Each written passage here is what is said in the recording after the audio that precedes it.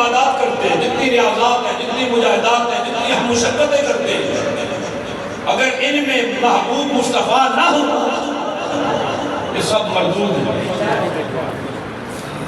موضوع میں نے اور کرنا تھا، انہوں نے چھیڑ دیا تو میری سوئی سرکار پہ چلی۔ یہ ساری عبادات، یہ نچوڑ ہے قرآن و سنت کا کہ اللہ کو بھی ماننے سے پہلے محمد کو ماننا پڑے گا۔ بڑی قابل غور بات ہے۔ اللہ کو اس وقت تک نہیں مانا جا سکتا جب تک مصطفیٰ کو نہ مانو۔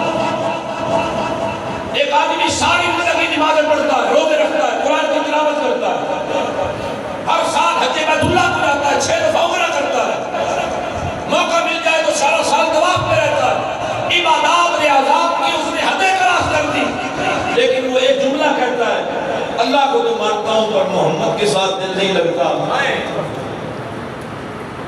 اس کی نمازیں قبول ہوں گی، اس کے روزے قبول ہوں گے، اس کی حج قبول ہوں گے۔ کیے کس کے لیے؟ اللہ کے لیے۔ نیت کیا تھی؟ اللہ کے لیے۔ گھر کس کا تھا؟ خدا کا۔ کعبہ کس کا؟ خدا کا۔